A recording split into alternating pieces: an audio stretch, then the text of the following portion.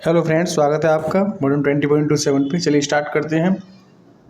Transfer of property act and easement act 2023 में जो paper आया था उसको देखते हैं। 100 क्वेश्चन रहने वाले हैं इसमें।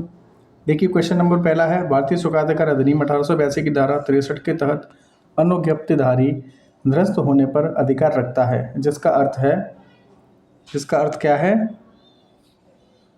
इसका अर्थ है वह संपत्ति छोड़ने के लिए युक्त समय का हकदार है। उसे किसी भी सामान को हटाने का अधिकार है जिसे उसे ऐसी संपत्ति पर रखने की अनुमति दी गई है। तो आ और बा दोनों क्या हो जाएंगे? Right answer. नेक्स्ट है सुखाधिकार एक अधिकार है लोकलक्षी रूप से। राइट आंसर हो जाएगा लोकलक्षी रूप से। नेक्स्ट है, एक मिल के मालिक ए ने एक झरने के पानी का कुछ हिस्सा अपनी मिल की ओर मोड़ने का चिरभोग अधिकार प्राप्त कर लिया है। ए अपनी मिल की मशीनरी बदल देता है, वह पानी मोड़ने का अपना अधिकार नहीं बढ़ा सकता है। ए बी को जब चाहे तब ए के खेत में चलने का अधिकार देता है। अधिकार बी की किसी अचल संपत्ति से जुड़ा नहीं है। क्या अधिकार हस्तांतरित किया जा सकता है? 4 का राइट आंसर हो जाएगा नहीं। एक वैध प्रथा की आवश्यकताएं बहिष्कार करती हैं, इनमें से कोई नहीं हो जाएगा राइट आंसर। पेड़ों की शाखाएं पड़ोसी भूमि पर लगातार लंबे समय तक फैली हुई थीं। पेड़ों के मालिक को पड़ोसी की जमीन पर कोई अधिकार नहीं मिल गया है। ठीक है। नेक्स्ट है, अंतरण में संपत्ति अंतरण अधिनियम के प्रावधान लागू होते हैं चल और अचल दोनों संपत्तियों में। संपत्ति अंतरण अधिनियम कोई संबंध नहीं रखता। हवा, प्रकाश, पानी उपयुक्त सभी हो जाएंगे राइट आंसर। इनसे संपत्ति अंतरण कोई संबंध नहीं रखता। संपत्ति अंतरण अधिनियम के अंतर्गत एक लिखित दस्तावेज को अनुप्रमाणित करने के लिए कितने साक्षियों की आवश्यकता है? राइट आंसर हो जाएगा 2। संपत्ति अंतरण अधिनियम 1882 के अनुसार निम्नलिखित में से कौन सा अचल संपत्ति नहीं है? तो खड़ा कास्ट अचल संपत्ति नहीं है। अधिनियम में कौन सा संपत्ति अंतरण अधिनियम के अनुसार अंतरण नहीं है? राइट आंसर हो जाएगा इसका संपत्ति पर दावे का परित्याग। संपत्ति अंतरण अधिनियम की किस धारा में संपत्ति शब्द को परिभाषित किया गया है? 12 का राइट आंसर हो जाएगा इनमें से कोई नहीं। संपत्ति अंतरण अधिनियम की धारा 5 के अंतर्गत जीवित व्यक्ति को कंपनी शामिल नहीं करती। यह कथन कैसा है? तो यह कथन असत्य है। निम्नलिखित में से कौन सा हित अंतरणीय नहीं है? राइट आंसर हो जाएगा उत्तराधिकार की संभावना। निम्नलिखित में से कौन सा एक संपत्ति के वैध अंतरण के लिए आवश्यक तत्व नहीं है? 15 का राइट आंसर हो जाएगा अंतरण का उद्देश्य विधिपूर्ण होना चाहिए। संपत्ति अंतरण के लिए सक्षम होने के लिए यह आवश्यक नहीं है कि अंतरणीय संपत्ति उसकी अपनी है। संपत्ति अंतरण अधिनियम की धारा 25 संबंधित है किससे? पूर्ववर्ती शर्त और पश्चातवर्ती शर्त से। ब को आ 500 रुपये इस शर्त पर देता है कि ब आ की पुत्री जा से विवाह करे। अंतरण की तारीख पर ज की मृत्यु हो चुकी थी। अंतरण शून्य है। संपत्ति अंतरण अधिनियम की किस धारा के अंतर्गत अंतरण शून्य है? संपत्ति अंतरण अधिनियम की किस धारा के अंतर्गत शून्य है? तो 18 का जो राइट आंसर है हो जाएगा धारा 25। निम्न में से कौन सा सही रूप से सुमेलित नहीं है? तो राइट आंसर हो जाएगा इसका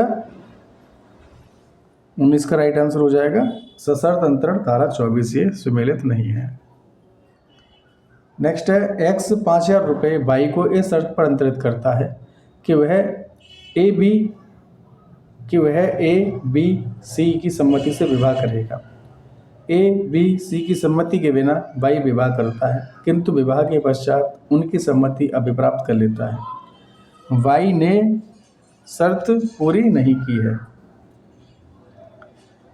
बी को ए कोई खेत पट्टे पर इस शर्त पर देता है कि वह 1 घंटे में 100 मील पैदल चले। तो पट्टा कैसा है? तो पट्टा क्या है? शून्य है। निर्वाचन का सिद्धांत लागू होता है मुस्लिम, क्रिश्चियन, हिंदू सभी पर लागू होता है।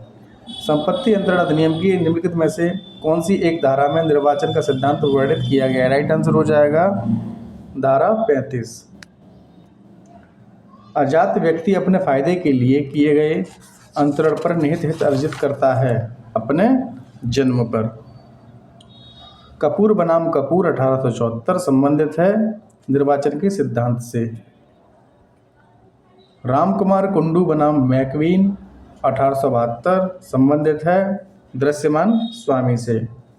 दृश्यमान स्वामी द्वारा अंतरण से संबंधित विधि दी गई है। राइट आंसर हो जाएगा 41। कपटपूर्ण अंतरण है, शून्यीकरण है। भागिक पालन के मामले में अंतरिति के साथ क्या आवश्यक नहीं है? 29 का जो राइट आंसर है वो हो जाएगा अपने भाग पर तत्परता। भागिक पालन का सिद्धांत आधारित है भाग 53A पर। वेलम्मी बनाम सेबाइन मामला किस सिद्धांत से संबंधित है? 31 का राइट आंसर हो जाएगा लंबित वाद। प्रबोध कुमार दास बनाम दंतमारा चाय कंपनी लिमिटेड वाद निम्न में से किस सिद्धांत से संबंधित है? 32 का जो राइट आंसर है वो हो जाएगा आपका भागिक पालन का सिद्धांत। कपटपूर्ण अंतरण परिभाषित किया गया है धारा 53 में। निम्नलिखित में से कौन सा भागिक पालन के सिद्धांत पर मुख्य मामला है? राइट आंसर हो जाएगा मोहम्मद मूसा बनाम अघोर कुमार गांगुली। संपत्ति अंतरण अधिनियम 1882 की निम्नलिखित में से कौन सी धारा अजन्मे बच्चे को फायदे के हस्तांतरण से संबंधित है? 35 का जो राइट आंसर है वो हो जाएगा धारा 13। निम्न में से किस मामले में अंतरित को अंतरित संपत्ति का अच्छा स्वामित्व मिलेगा यदि उसने सद्भावना से काम किया हो? राइट आंसर हो जाएगा आ और ब दोनों। संपत्ति के दृश्यमान स्वामी द्वारा प्रतिफल के लिए अंतरण और उस संपत्ति के स्वामी द्वारा अंतरण जिसमें एक विधवा को भरण पोषण के लिए आजीवन हित प्राप्त है। लंबितवाद का सिद्धांत किस सिद्धांत पर आधारित है? 37 का जो राइट आंसर है वो हो जाएगा लोक नीति। नेक्स्ट, लंबितवाद का नियम अचल संपत्ति के अंतरण के संविदा के विशिष्ट पालन के वादों पर लागू होता है। यह कथन कैसा है? 38 का राइट आंसर हो जाएगा 38 का राइट आंसर हो जाएगा सत्य।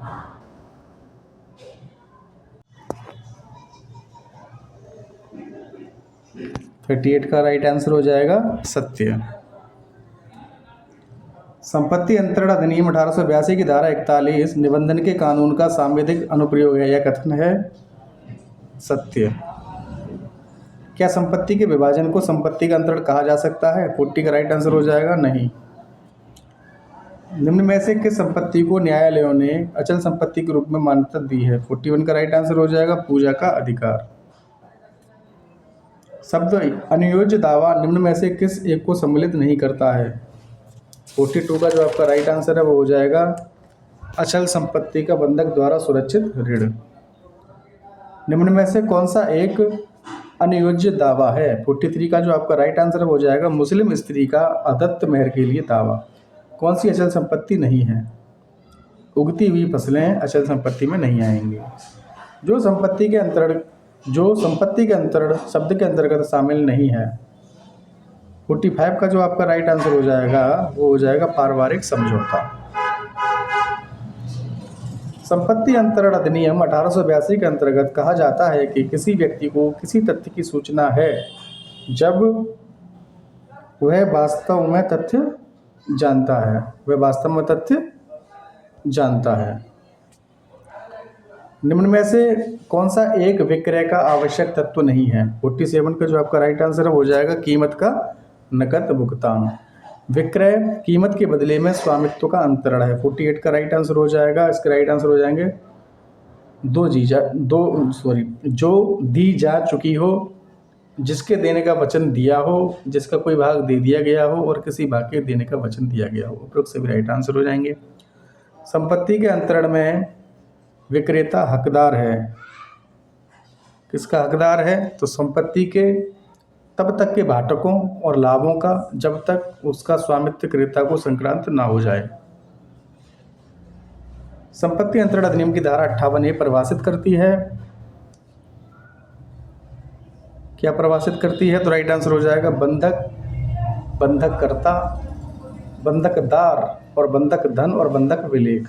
बंधक, बंधक कर्ता, बंधकदार और बंधक धन और बंधक विलेख। संपत्ति अंतरण अधिनियम की किस धारा में बंधक के प्रावधान परिभाषित हैं? 51 का जो राइट आंसर है वो हो जाएगा धारा 58। निम्नलिखित में से कौन सा बंधक का आवश्यक तत्व नहीं है, जैसा कि धारा 58A में परिभाषित किया गया है? 52 का जो आपका राइट आंसर है वो हो जाएगा, इसमें हित का अंतरण करने की प्रतिज्ञा होनी चाहिए।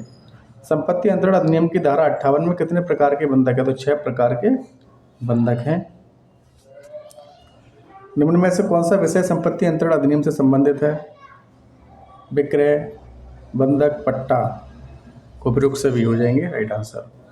निम्न में से किस बंधक में पूर्वबंध यानी मोचन रोध का उपचार उपलब्ध है? 55 का जो राइट आंसर है वो हो जाएगा सशर्त विक्रय द्वारा बंधक। निम्न में से कौन सा बंधक का प्रकार नहीं है? 56 का जो राइट आंसर है वो हो जाएगा प्रत्यासन। निम्न में से कौन सा अंतरण वैध है? राइट आंसर हो जाएगा 99 रुपये के लिए एक अपंजीकृत भोग बंधक। भोग बंधक के मामले में बंधकदार को कब्जे में रखा जाता है, जो कि किराया और अन्य लाभ प्राप्त करने का अधिकार रखता है जब तक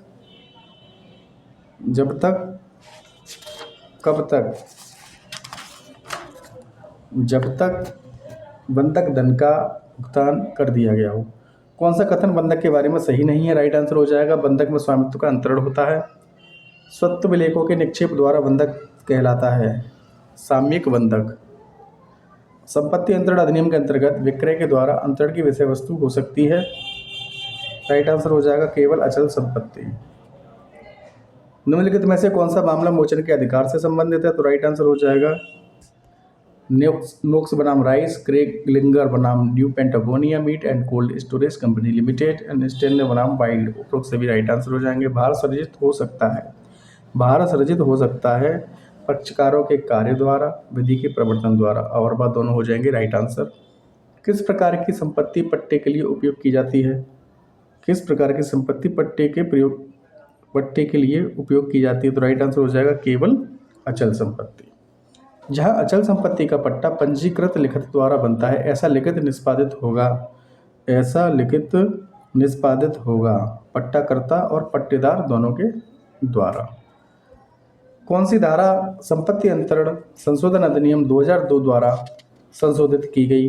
राइट आंसर हो जाएगा धारा 106। अचल संपत्ति का पट्टा साल दर साल किया जा सकता है केवल पंजीकृत लिखित द्वारा। किस मामले में अचल संपत्ति का पट्टा समाप्त नहीं होता है? तो राइट आंसर हो जाएगा छोड़ने को सूचना की नोटिस देना।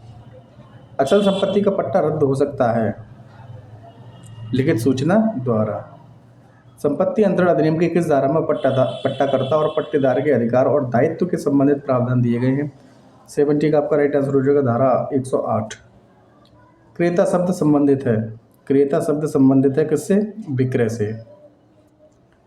निम्न में से कौन सा कृषि पट्टा नहीं है? 72 का जो आपका राइट आंसर है वो हो जाएगा पेड़ों से फल इकट्ठा करने का पट्टा। किस धारा में क्रेता और विक्रेता के अधिकार और दायित्व दिए गए हैं? 73 का आपका राइट आंसर हो जाएगा धारा 55।